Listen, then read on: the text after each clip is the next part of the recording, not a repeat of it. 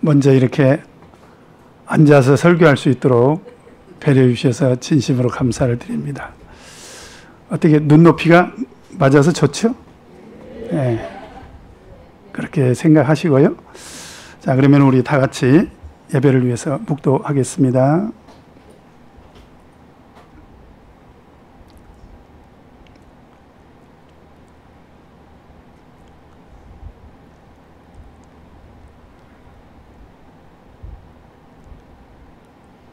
할렐루야. 아멘. 예수 그리스도 이름으로 하나님 말씀 증거하겠습니다. 먼저 하나님 말씀 요한계시록 20장 6절 말씀 찾겠습니다. 요한계시록 20장 6절 말씀 신약성경 420쪽입니다. 자, 우리 다 같이 봉독하시겠습니다. 요한계시록 20장 6절 시작. 이 첫째 부활에 참여하는 자들은 복이 있고 거룩하도다. 둘째 사망이 그들을 다스리는 권세가 없고 도리어 그들이 하나님과 그리스도의 제사장이 되어 전년 동안 그리스도로 더불어 왕노릇하리라. 아멘. 자, 오늘 이 시간에는 누가 첫째 부활에 참여한 자들인가 라는 말씀의 제목으로 같이 하나님 말씀 상고하고 은혜 나누도록 하겠습니다. 선풍기는 꺼도 될 것 같습니다.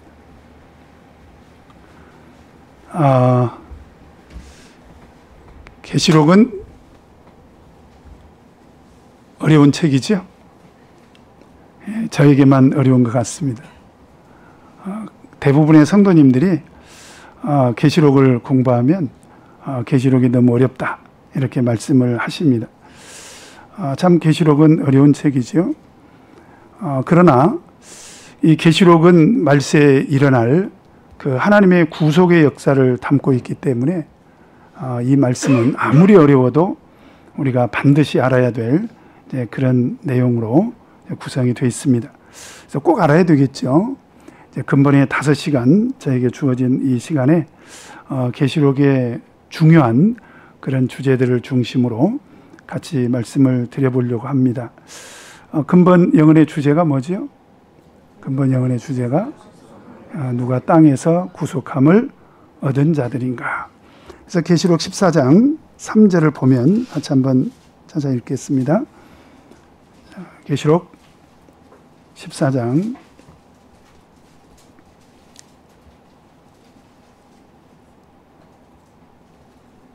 3절 같이 읽겠습니다. 시작. 저희가 보좌와 내 생물과 장로들 앞에서 새 노래를 부르니 땅에서 구속함을 얻은 14만 4천인 밖에는 능히 이 노래를 배울 자가 없더라. 이 계시록에서 가장 중요한 단어는 사실 구속입니다. 구속. 네. 하나님의 구원의 특징을 우리가 이제 구속이라고 하는데요. 왜 구속이라고 한가? 헬라어 원어에 구속이라는 단어는 아고라조라는 단어가 쓰였습니다. 한번 따라서 해볼까요?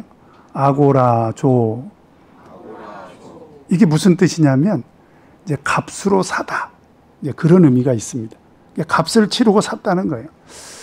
그러면 하나님께서 우리를 구원하실 때 어떻게 구속을 하셨는가? 값을 치르셨다는 거예요. 예를 들면 우리가 물에 빠진 사람을 건져주는 것도 어떻습니까? 그 사람을 구원해 준 거지요? 맞죠? 그래서 만약 내가 물에 빠졌었는데 지나가던 사람이 나를 구해줬다면 이분이 나를 구원해 주셨다. 우리가 이렇게 말을 하지 않습니까?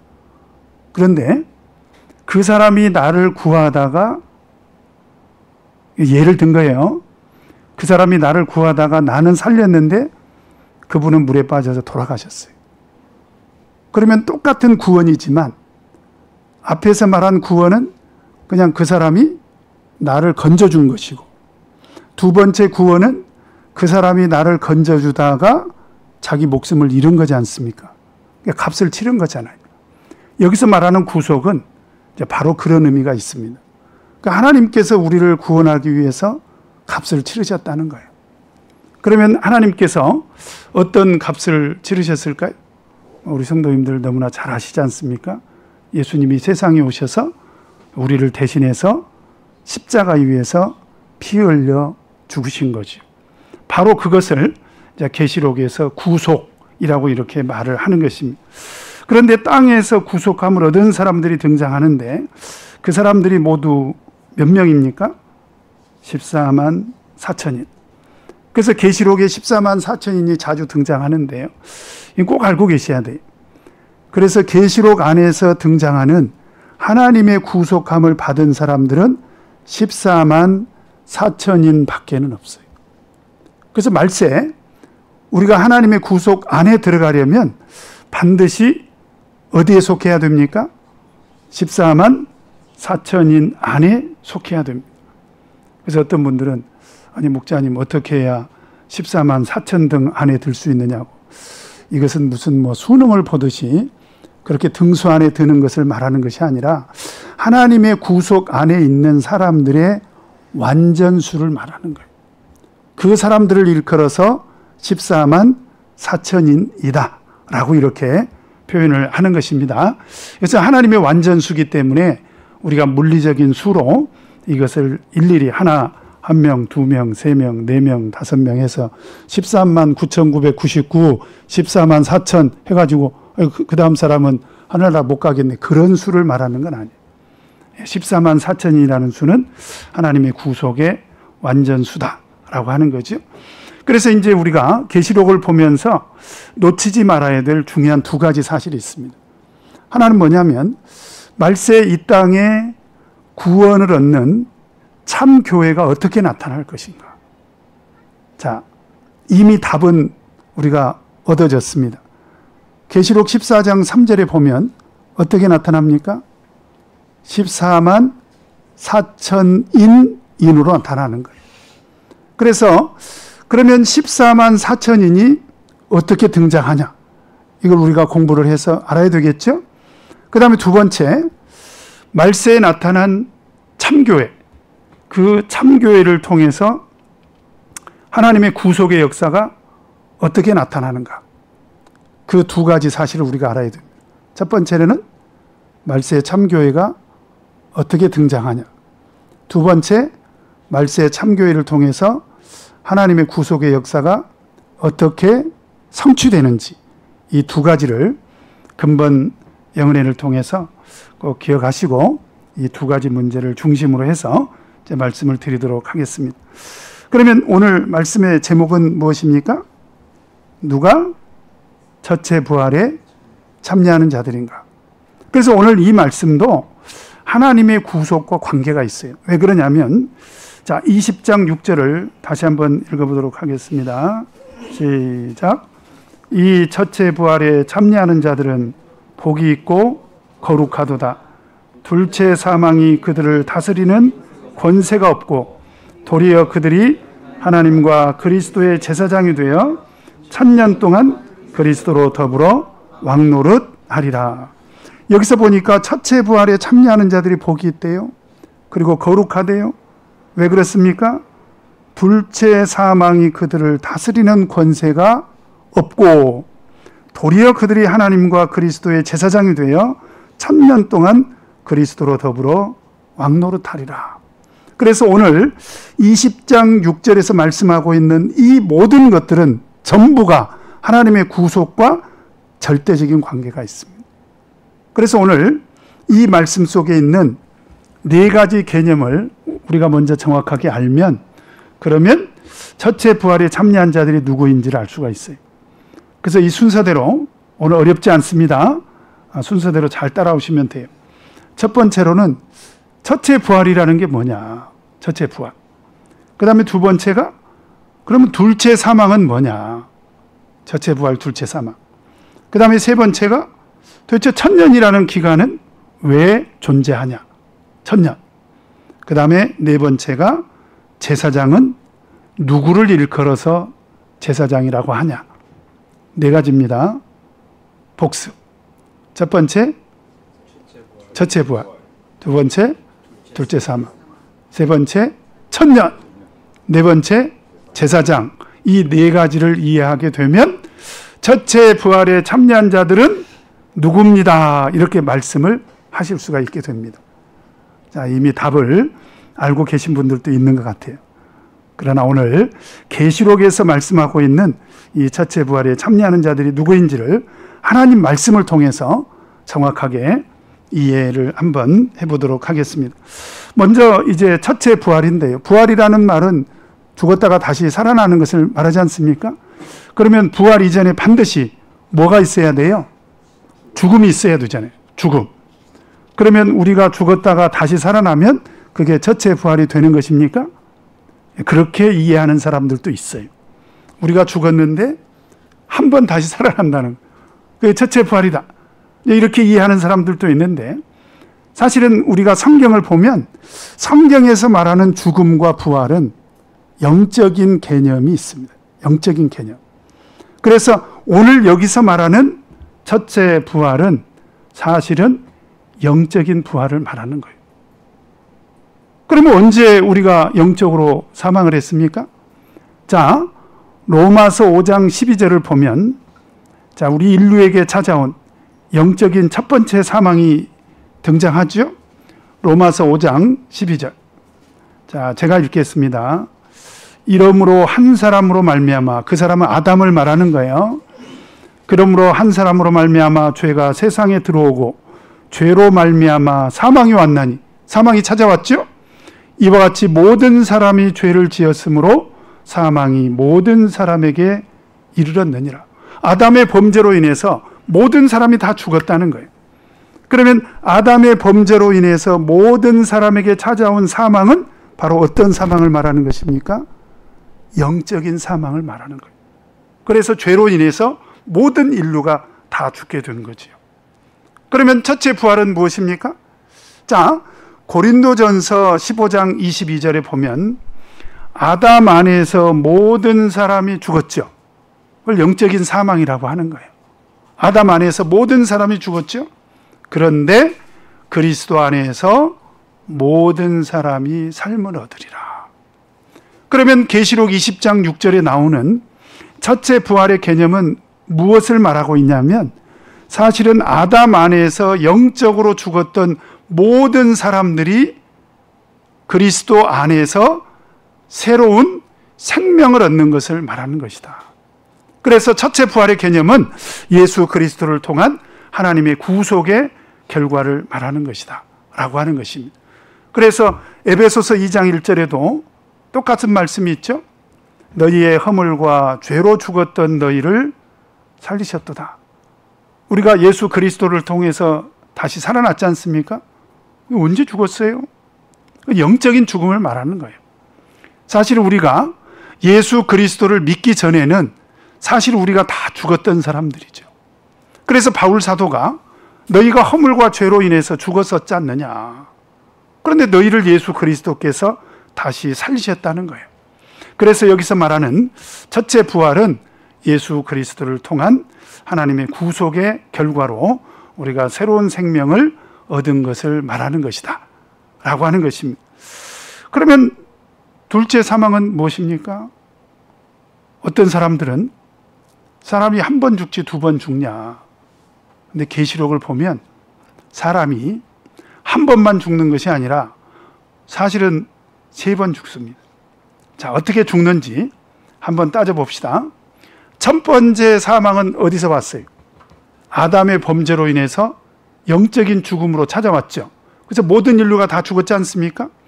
그러면 두 번째 죽음은 어떻게 찾아오죠? 두 번째 죽음은 히브리서 9장 27절에 보면 한 번 죽는 것은 사람에게 정하신 것이요 그 후에는 심판이 있으리. 그러니까 아담의 범죄로 인해서 모든 사람들이 다 죽게 됐다는 거예요. 그러니까 영적으로 죽었던 사람들은 그 사람에게 정한 그 죽음으로 인해서 심판을 받게 된다는 거예요. 그럼 어떤 심판을 받게 됩니까? 자, 우리 계시록 20장 14절을 한번 보도록 하겠습니다. 계시록 20장 14절. 자, 같이 읽겠습니다. 시작. 사망과 음부도 불못에 던지우니 이것은 둘째 사망 곧 불못이라. 사람이 3번 죽는다고 제가 말씀드렸죠. 첫 번째가 영적인 죽음, 두 번째가 뭐예요? 육신의 죽음. 그 다음에 세 번째가 무엇입니까? 바로 둘째 사망, 영원한 지옥에 빠지는 바로 그 죽음을 말하고 있는 거예요. 그래서 계시록 21장 8절에도 자, 같이 한번 읽겠습니다. 계시록 22장 8절을 보면 같이 읽겠습니다. 시작. 그러나 21장 8절, 21장 8절 시작. 그러나 두려워하는 자들과 믿지 아니하는 자들과 흉악한 자들과 살인자들과 행음자들과 술객들과 우상 숭배자들과 모든 거짓말하는 자들은 불과 유황으로 타는 못에 참여하리니. 여기가 어디입니까? 불과 유황으로 타는 못이 어디예요? 지옥이죠. 지옥에 들어가는 것을 뭐라고 하는 거예요? 둘째 사망이라고 하는 거죠. 자, 이해가 되십니까? 그러면 여기서 말하는 둘째 사망은 다시 말하면 지옥에 빠지는 영원한 사망을 말하는 것이다. 첫째 부활은 예수 그리스도 안에서 새로운 생명을 얻는 거고, 둘째 사망은 다시는 살아날 수 없는 영원한 죽음을 말하는 것이죠. 자, 그러면 세 번째로 오늘 말씀 가운데 세 번째 우리가 알아야 될 것이 뭐라고 했습니까? 천년이라고. 천년. 도대체 이 천년이라는 기간의 의미가 뭐냐? 이 천년에 대해서는 우리 기독교 안에서 이제 많은 의견들이 있습니다. 그 중에 대표적인 의견을 이제 제가 세 가지를 소개를 드리면요.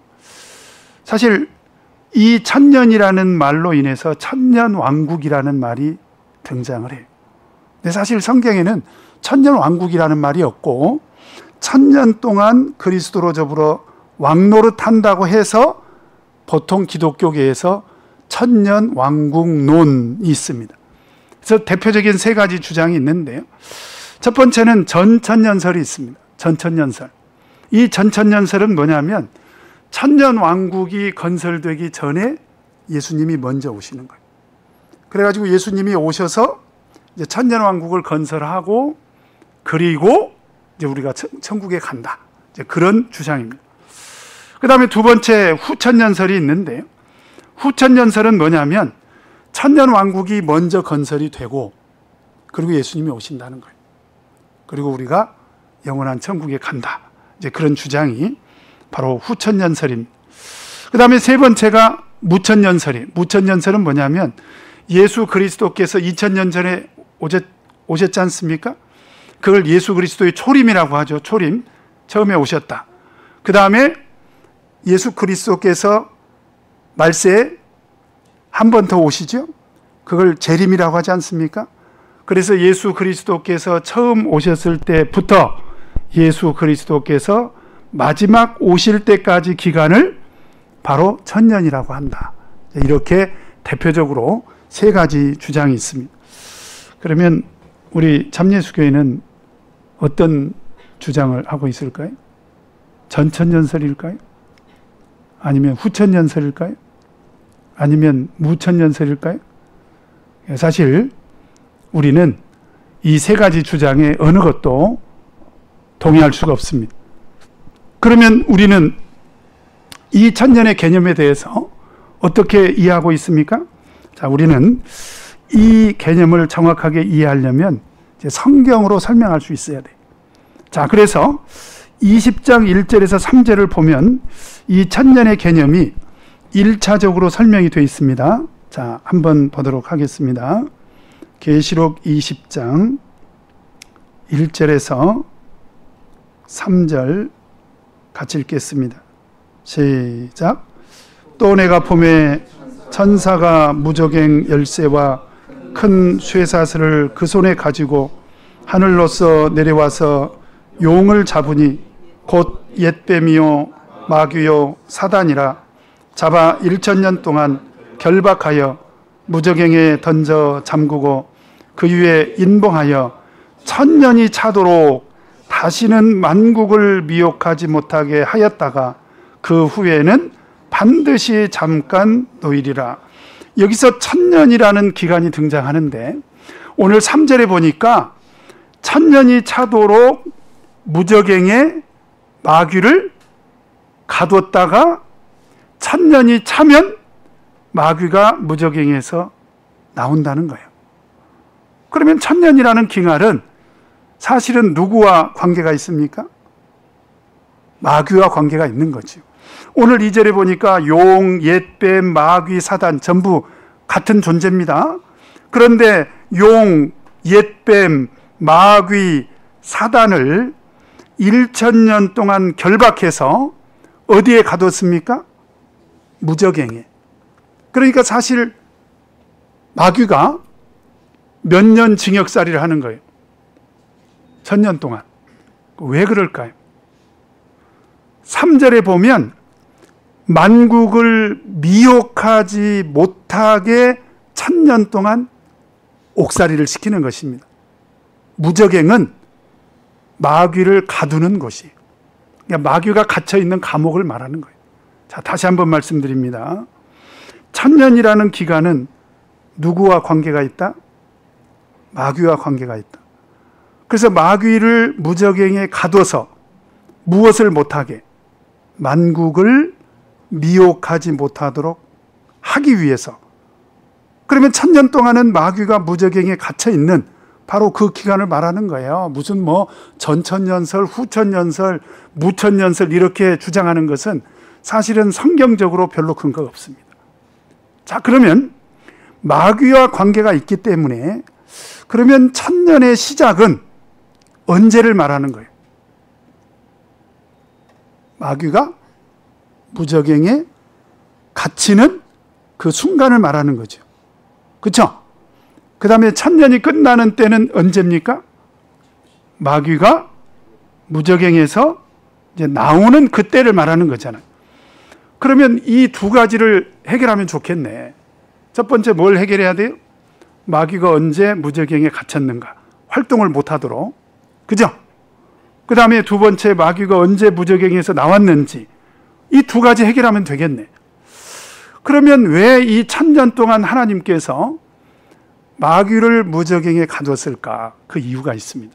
자, 우리 계시록 7장으로 넘어가서요. 자, 계시록 7장을 보면 잘 따라오셔야 됩니다. 자, 계시록 7장 2절에서 4절을 보면 같이 한번 읽겠습니다. 시작.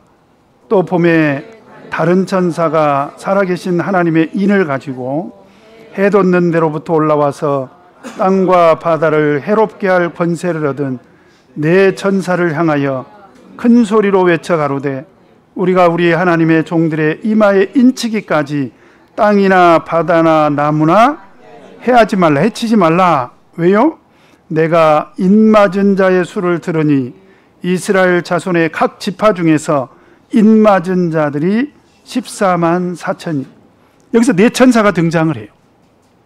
그리고 이 네 천사의 임무가 뭐냐면 땅과 바다를 해롭게 하려고 등장을 해요. 그런데 땅과 바다를 해롭게 할 네 천사를 향해서 뭐라고 얘기를 하냐면 내가 하나님의 종들의 이마에 인치기까지는 땅과 바다를 해롭게 하지 마라. 그리고 이 네 천사가 활동을 못합니다. 자, 네 천사가 활동을 못하는 동안에 다른 천사가 살아계신 하나님의 인을 가지고 하나님의 종들의 이마에 다 인을 쳐요. 이렇게. 인은 도장을 말하는 거예요. 그 인이 무엇인지는 내일 새벽에 제가 정확하게 설명을 드리도록 하겠습니다. 그래서 하나님의 종들의 이마에 인, 도장을 치기까지는 네 천사들 보고 꼼짝 마, 활동하지 마. 그때는 땅과 바다를 해롭게 하면 안 돼. 지금 그 얘기를 다른 천사가 얘기를 하고 있는 거예요. 자, 이해가 되시죠? 자, 그러면 이 네 천사가 활동하지 않는 이 기간 동안에 다른 천사가 하는 일이 뭐예요? 하나님의 종들의 이마에 인을 쳐서 그로 말미암아서 누가 등장합니까? 4절 한번 읽겠습니다. 시작.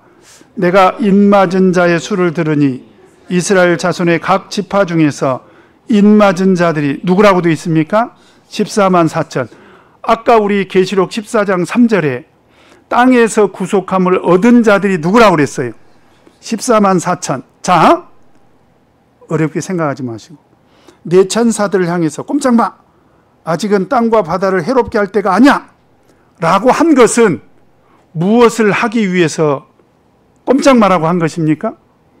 하나님의 종들의 이마에 인을 쳐서 14만 4천인을 땅에서 구속하기 위해서, 하나님의 구속의 역사 때문에 이 네 천사 보고 아직은 땅과 바다를 해롭게 하면 안 돼, 꼼짝 마, 이렇게 한 거지 않습니까? 자, 이해하셨죠? 그런데 이 네 천사가 또 등장을 해요. 계시록 9장에 보면, 자, 언제 등장을 하는지 한번 보도록 하겠습니다. 계시록 9장 13절에서 15절 한번 보도록 하겠습니다. 계시록 9장 13절 15절 시작.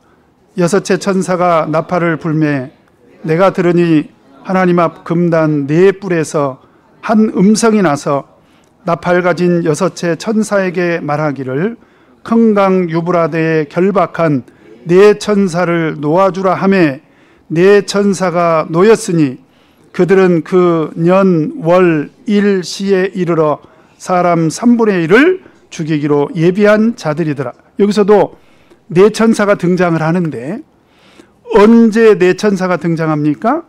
여섯째 천사가 나팔을 불 때. 그러면 우리 계시록에서 자, 나팔이 몇 번 울려 퍼집니까? 7번. 그래서 첫째 나팔, 둘째 나팔, 셋째 나팔, 넷째 나팔, 다섯째 나팔 다음에 여섯째 나팔이 울렸지 않습니까? 이런 자세한 내용은 담임 목자님이신 홍영성 목자님을 통해서 배우시고, 여기서는 제가 이 부분밖에는 설명드릴 수가 없어요. 여섯째 나팔의 시기에 하나님의 구속이 끝납니다. 여섯째 나팔 다음에 뭐예요? 일곱째 나팔이잖아요. 그러니까 우리가 부르는 찬송 중에 나팔 불 때 나의 이름, 이 나팔이 일곱째 나팔이에요. 일곱째 나팔 때는 하나님의 구속이 끝나버려요. 그러니까 일곱째 나팔이 울려 퍼지기 전에 하나님의 구속 안에 들어가야 되는데 그때가 언제냐면 여섯째 나팔의 시기입니다. 그런데 이 여섯째 나팔의 시기에 네 천사가 또 등장을 해요. 왜 등장을 했을까요? 오늘 15절에 보니까 네 천사가 놓여서 그들을 그 년, 월, 일시에 이르러 사람 3분의 1을 죽이기로 예비한 자들이더라. 자, 이 여섯째 나팔의 시기가 계시록 9장 13절에서 계시록 11장 14절까지 여섯째 나팔의 시기입니다. 그럼 이때 어떤 일이 일어나는지, 자, 우리 성경을 한번 보도록 하겠습니다. 제가 지금 많이 생략하고 넘어가요. 어쩔 수가 없어. 그리고 궁금한 것들이 생기지 않습니까? 우리 홍영성 목자님한테 질문하시면. 자, 계시록 11장 7절. 이때도 역시 여섯째 나팔의 시기입니다. 자, 여섯째 나팔의 시기에 11장 7절. 자, 같이 읽겠습니다. 시작. 저희가 그 증거를 마칠 때에 무저갱으로부터 올라오는 짐승이 저희로 더불어 전쟁을 일으켜 저희를 이기고 저희를 죽일. 여기 무저갱이 등장하네. 자, 무저갱은 뭐라고 했습니까? 마귀가 1000년 동안 갇혀있는 감옥이라고 제가 말씀드렸어요. 그런데 이때 무저갱이 열려서 짐승이 등장을 해요. 그러면 이때 무저갱이 열렸다는 얘기죠? 아, 그래, 안 그래요? 근데 우리가 생각할 때는 마귀가 등장했으면 참 좋았겠는데 짐승이 등장하죠. 이것도 제가 설명할 게 많은데 한 구절만 찾겠습니다. 자, 이 짐승은 사실은 마귀와 관계가 있어요. 자, 우리 계시록 20장 10절 한번 보도록 하겠습니다. 계시록 20장 10절.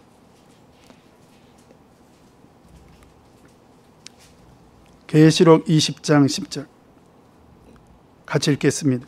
시작. 또 저희를 미혹하는 마귀가 불과 유황못에 던지우니 거기는 그 짐승과 거짓 선지자도 있어 세세토록 밤낮 괴로움을 받으리. 이제 지옥을 말해. 지옥에 들어가서 보니까 거기에 누가 있어요? 마귀, 그 다음에 짐승, 그 다음에 거짓 선지자. 근데 계시록 13장을 보면 바다에서 올라온 짐승이 있고 땅에서 올라온 짐승이 있어요. 근데 바다에서 올라온 짐승이 사실은 마귀의 권세를 받아서 활동을 해요. 그 짐승이 계시록 11장 7절에 등장을 합니다. 그러면 이 짐승이 등장을 했다는 것은 이미 무저갱이 열려서 무저갱에서 누가 나왔다는 거예요? 마귀가 나왔다는 거예요. 자, 이해되시죠? 이 정도만 설명하고 넘어가겠습니다. 그래서 이때가 되면 계시록 11장의 시대에 이르러서는 하나님의 구속이 끝나버려요. 그리고 성령이 그칩니다. 그리고 하나님의 나라가 완성이 돼요. 자, 우리 계시록 11장 15절 한번 찾아보도록 하겠습니다. 계시록 11장 15절. 같이 읽겠습니다. 시작. 일곱째 천사가 나팔을 불매 하늘에 큰 음성이 나서 가로되 세상 나라가 우리 주와 그 그리스도의 나라가 되어 그가 세세토록 왕노릇 하시리로다. 누구와 더불어? 제사장과 더불어. 아까 우리 계시록 20장 6절에 보면 이제 하나님의 나라가 되어서 이제 예수 그리스도께서 우리 제사장들과 더불어서 왕노릇 하시게 된다. 자, 그런 얘기입니다. 자, 그러면 이 천년이라는 기간은 어렵지 않습니다. 잘 보세요. 천년은 마귀가 무저갱에 갇혀 있는 기간. 맞죠? 그럼 왜 무저갱에 갇혀 있어야 됩니까? 이 기간에 하나님의 종들의 이마에 인치는 기간. 맞죠? 마귀가 무저갱에 갇혀 있어야 천사들이 하나님의 종들의 이마에 인을 쳐서 14만 4천인을 땅에서 구속하지 않겠습니까? 그죠? 그래서 우리 참예수교회는 전천년설도 아니고 후천년설도 아니고 무천년도 아니고 이 천년은 말세에 나타날 하나님의 구속의 기간을 말하는 거예요. 자, 이해하셨죠? 그래서 천년은 말세에 나타날 하나님의 구속의 기간이다. 이것이 바로 참예수교회 천년에 관한 견해입니다. 자, 그러면 이제 잘 따라오셨으니까 첫째 부활이 뭔지 아셨죠? 둘째 사망이 뭔지도 아셨죠? 지옥입니다. 그 다음에 천년이라는 기간은 어떤 기간이다? 말세에 나타날 하나님의 구속의 기간이다. 하나님의 종들의 이마에 인치는 기간이다. 자, 그러면 제사장은 누굴까요? 자, 우리 계시록 20장 6절에 보면, 자, 계시록 20장 6절. 자, 같이 읽겠습니다. 시작. 이 첫째 부활에 참여하는 자들은 복이 있고 거룩하도다. 둘째 사망이 그들을 다스리는 권세가 없고 도리어 그들이 하나님과 그리스도의 제사장이 되어 천년 동안 그리스도로 더불어 왕노릇하리라. 여기서 제사장이 되었다는 거예요. 제사장이 됐다. 아마 우리 성도님들 신앙생활하면서 이 얘기는 귀가 닳도록 들었을 거예요. 왜요? 사실은 성경을 보면 구원받은 성도들을 일컬어서 제사장이라고 합니다. 자, 우리 베드로전서 2장 9절 한번 찾도록 하겠습니다. 이건 중요한 구절이니까 한번 찾아보도록 하겠습니다. 자, 베드로전서 2장 9절을 보면 신약성경 379쪽입니다. 자, 베드로전서 2장 9절. 자, 같이 읽겠습니다. 시작. 오직 너희는 택하신 족속이요 왕 같은 제사장들이 됐습니다. 이 얘기는 지금 베드로가 구원받은 성도들을 향해서 여러분들은 왕 같은 제사장입니다. 구원받은 성도들을 일컬어서 말하는 거예요. 그러면 어렵지 않죠? 계시록 20장 6절에서 말하는 제사장은 바로 구원받은 성도들을 말하는 거예요. 그러면 하나님께서 이 구원받은 성도들을 어떻게 구원하셨는지 계시록에서는 자, 어떻게 설명하고 있는지 한번 찾아보도록 하겠습니다. 계시록 1장 5절 6절을 보면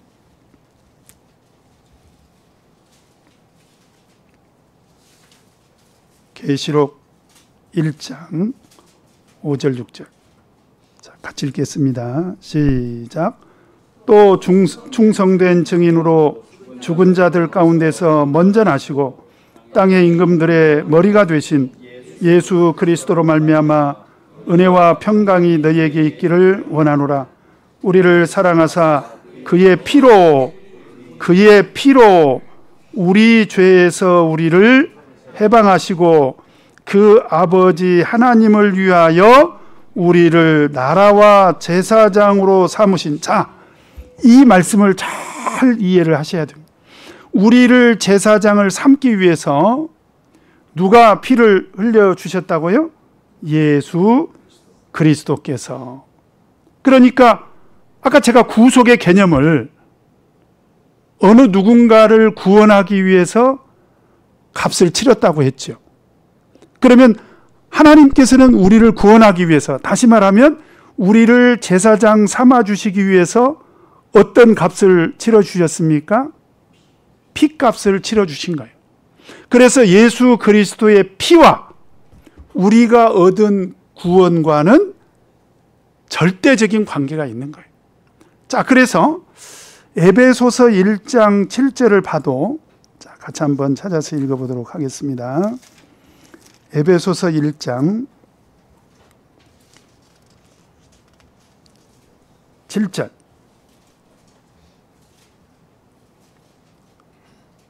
같이 읽겠습니다. 시작. 우리가 그리스도 안에서 그의 은혜의 풍성함을 따라 그의 피로 말미암아 구속 곧 죄사함을 받았으니, 여기서 보니까 우리가 구속함을 받은 것은 예수 그리스도께서 십자가 위에서 피값을 지불하신 거예요. 피값. 그걸 통해서 우리가 구속함을 얻었고 어떤 신분을 얻게 됐다고요? 제사장이 됐다. 제사장이 됐다. 그래서 말세에 나타날 하나님의 구속은요, 예수 그리스도의 피의 구속으로 됐다. 틀림없죠. 그래서 우리 찬송가도 나의 죄를 씻기는 예수의 피밖에 없네. 여러분 그 사실을 믿으십니까? 그래서 우리가 항상 그 고마운 마음을 갖고 신앙생활해야 돼요. 그래서 제가 보면 우리 성도님들의 신앙이 좀 자라야 되는데 어떤 분들은 유난히 시험에 잘 드시는 분들이 있어요. 학교에서만 중간고사, 기말고사가 있는 게 아니에요. 신앙생활 하면서도 뭐 조금만 섭섭하고 조금만 힘든 일이 있으면 막 원망이 나오고 불평이 나오고 뭐 나 교회 안 나갈래, 나 뭐 예수 안 믿을래. 그거 왜 그래요? 저는 이유가 한 가지라고 봅니다. 그게 뭐냐면 예수 그리스도께서 나를 구원하기 위해서 십자가 위에서 피 흘려 주신 것에 대한 고마움이 사라진 거예요. 여러분 우리가 그 고마움을 갖고 있다면 시험에 들 수가 없는 거죠. 그래서 제가 믿음이 성장하지 않는 사람들을 봐도 왜 이렇게 신앙생활을 10년, 20년, 30년 이렇게 신앙생활을 했으면 10년 동안 또 20년 동안 또 30년 동안 그들의 믿음이 계속 성장을 해야 되는데 왜 30년 동안 신앙생활에도 똑같이 어린아이와 같은 그런 믿음의 상태에 머물러 있냐? 그것은 예수 그리스도께서 나를 위해서 십자가에 달리신 것에 대한 고마움이 없는 거예요. 예를 들어서 우리 성도님들 뭐 집안에 애경사가 있을 때 이렇게 꼭 가려고 하지 않습니까?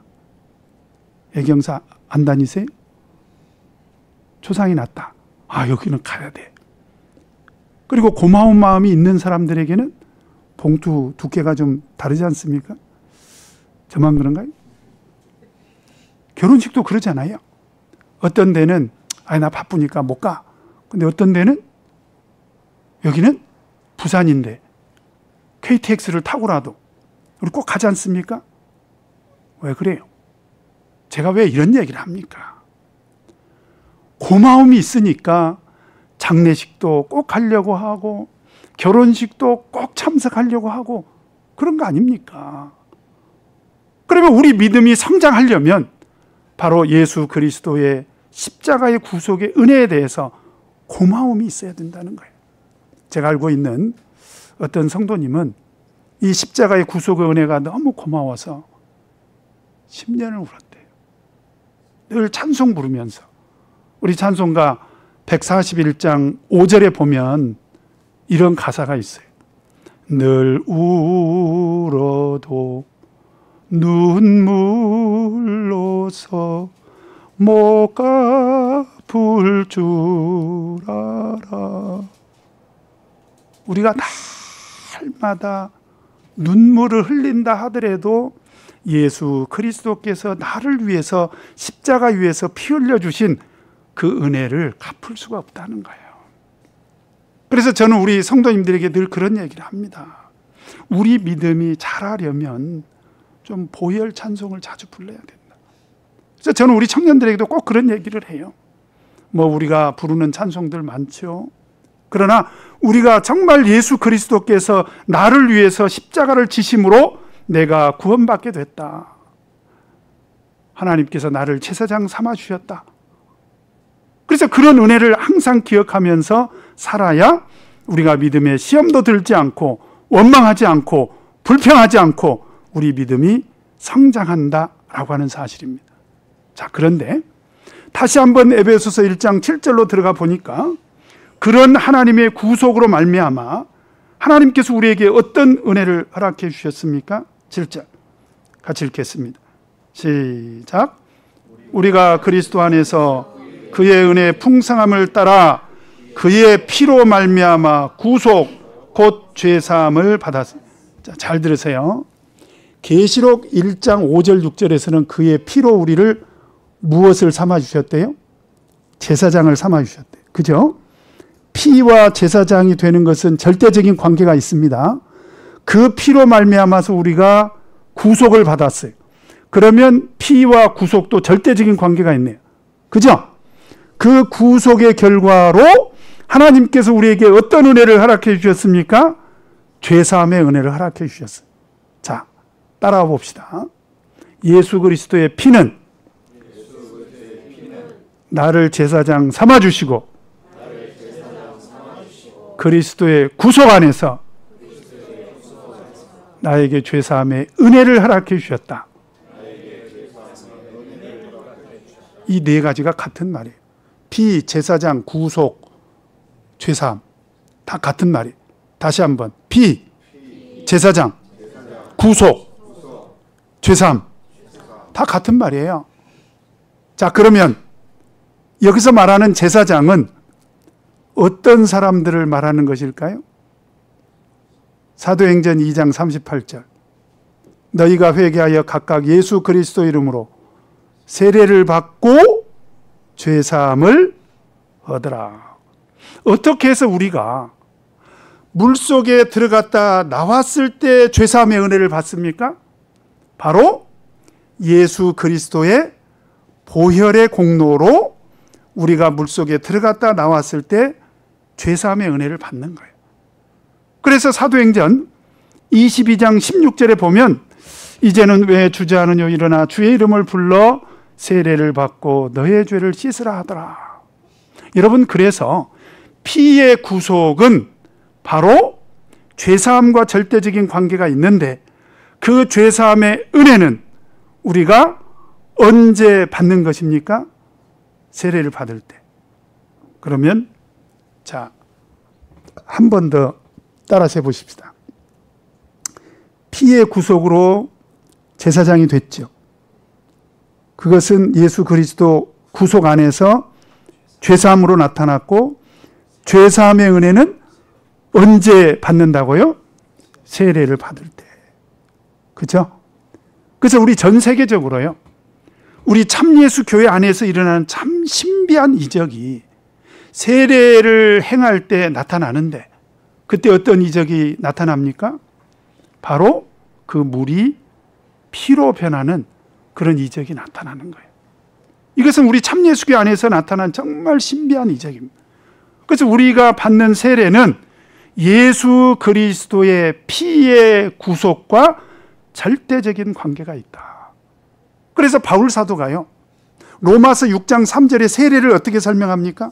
자, 우리 로마서 6장, 이것도 중요한 말씀이니까 한번 찾아봅시다. 로마서 6장 3절에 세례를 어떻게 설명해요? 6장 3절. 6장 3절. 시작.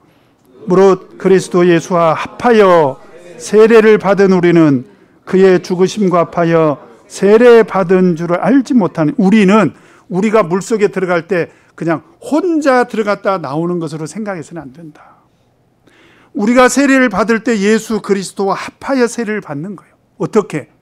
예수 그리스도께서 십자가에 죽으신 것처럼 우리가 물속에 들어가는 순간 우리 옛사람이 죽는 거예요. 그리고 4절에 보니까 같이 한번 읽겠습니다. 시작. 그러므로 우리가 그의 죽으심과 합하여 세례를 받음으로 그와 함께 창사되었나니 이는 아버지의 영광으로 말미암아 그리스도를 죽은 자 가운데서 살리심과 같이 우리로 또한 새 생명 가운데서 행하게 하려 함이니라. 물속에 들어갔어요? 옛사람은 죽었어요? 근데 그대로 있으면 돼야 안 돼요? 그대로 있으면 물 먹고 죽습니다. 그대로 있으면 안 되죠. 나와야 되겠죠. 그러면 나올 때 어떤 신비한 역사가 있습니까? 그리스도 안에서 우리가 새 생명을 얻게 되는 거예요. 그 새 생명을 얻게 된 영적인 그 현상을 5절에 뭐라고 설명하고 있습니까? 5절 같이 읽겠습니다. 시작. 만일 우리가 그의 죽으심을 본받아 연합한 자가 되었으면 또한 그의 부활을 본받아 연합한 자가 되리라. 세례는, 잘 들으세요, 세례는 예수 그리스도 합하여 세례를 받는 세례는 그의 죽으심과 합하여 물속에 들어갔다가 그의 부활과 연합해서 물속에서 나오는 거다. 자, 왜 계시록 20장 6절에서 첫째 부활에 참여한 자들을 언급하고 있는지 이제 이해하셨습니까? 그래서 사실은 베드로가 세례를 설명할 때 뭐라고 설명을 했냐면, 베드로전서 3장 21절에 보면요, 물은 예수 그리스도의 부활하심으로 말미암아, 지금 세례를 행할 때 물을 말하는 거예요. 물을 쳐다보면서, 여러분, 이 물이 예수 그리스도의 부활로 말미암아 너희를 구원하는 표다. 이게 뭐라고요? 곧 이게 세례다. 그래서 세례는 예수 그리스도의 부활과 절대적인 관계가 있다. 그래서 예수님도 요한복음 3장에서 니고데모와 대화를 할 때 뭐라고 말씀하셨습니까? 물과 성령으로 다시 태어나야 하늘나라에 들어갈 수 있다. 여기서 다시 태어나는 것은 바로 영적인 부활을 말하는 거예요. 그래서 디도서 3장 5절에도 우리를 구원하시되 우리의 행한 바 의로운 행위로 말미암지 아니하고 오직 그의 긍휼하심을 조차 중생의 씻음과, 여기서 씻음은 세례를 말하는 거잖아요. 그러면 여기서 말하는 중생은 뭘 말하는 거예요? 다시 태어나는 것을 말하는 거죠. 자, 그래서 세례는 예수 그리스도 안에서 예수 그리스도의 부활과 연합해서 새 생명을 얻는 영적인 부활에 참여하게 되는 너무나도 귀한 예식이다. 그래서 우리가 세례를 받을 때 이런 세례의 의미를 알고 우리가 세례를 받아야 돼요. 제가 옛날에 공무원 생활을 하셨던 어떤 어르신을 이제 정년 퇴직하고 이제 공무원 생활을 퇴직하고 전도가 돼서 우리 교회 와서 이제 세례를 받고 신앙생활 하시는 그분이 세례를 받을 때 이제 참 이 세례가 정말 귀하다고 느꼈는지 이게 물속에 들어갔다가 안 나오시는 거예요. 계속 계시면 안 될 텐데. 근데 물속에 들어갔다가 나오면서 손을 탁 모으고 그대로 이렇게 나오는 거예요. 그래서 제가 이제 차마 거기서는 여쭙질 못하고 얼마 후에 어르신 왜 이렇게 물속에 오래 계셨냐 그랬더니 목자님 제가 70평생을 죄를 짓고 살았습니다. 물론 물속에서 우리 주님께서 깨끗이 씻어 주실 걸로 믿지만 제 지은 죄가 너무 더러워서 조금이라도 오래 있고 싶어서 오래 있었다는 거예요. 참 그 얘기를 들으니까 이분은 세례의 진정한 가치를 아는 분이구나. 여러분 그래서요. 우리가 물속에 잠깐 들어갔다 나왔지만 우리는 그 세례 받을 때 하나님께서 나에게 베풀어 주신 그 은혜가 얼마나 귀한 것인지를 항상 생각을 해야 돼요. 그래서 혹여 바빠서 결혼식은 못 가더라도 세례식은 꼭 가셔야 돼요. 그래서 다른 분들이 세례를 받을 때 예수 그리스도께서 우리를 살리시기 위해서 우리를 다시 한번 이렇게 영적인 부활에 참여하도록 하시기 위해서 우리를 위해서 십자가를 지셨구나. 그런 그리스도의 십자가의 구속에 대한 고마움을 마음에 품고 세례식에 참여를 해야 된다라고 하는 것입니다. 바로 그것이 하나님께서 우리를 제사장 삼아주신 과정이에요. 우리를 제사장을 어떻게 삼아주셨다고요? 그의 피로 우리를 사서 어떻게? 그리스도의 구속 안에서 죄사함의 은혜를 베풀어 주셨는데 죄사함의 은혜를 언제 베풀어 주셨습니까? 세례를 받았을 때 죄사함의 은혜를 베풀어 주셨잖아요. 그럼 누가 제사장이에요? 세례 받은 사람이 제사장이네. 그죠? 그래요? 안 그래요? 그러니까 피, 구속, 죄사함, 세례, 제사장 다 같은 말이네. 어렵습니까? 다시 한번. 피, 구속, 죄사함, 세례, 제사장 같은 말이죠. 자, 그러면 결론을 내리도록 하겠습니다. 누가 첫째 부활에 참여한 자들입니까? 세례받은 사람. 쉽네. 그 얘기 하려고 제가 계시록을 이렇게 왔다 갔다 했습니다. 감사하죠? 자, 그러면 계시록 안에서 하나님의 구속 안에 확실히 들어가려면 세례 받는 것 말고 또 뭐가 필요할까요? 기대하시라. 내일 새벽에 말씀을 드리도록 하겠습니다. 잠깐 묵도하겠습니다.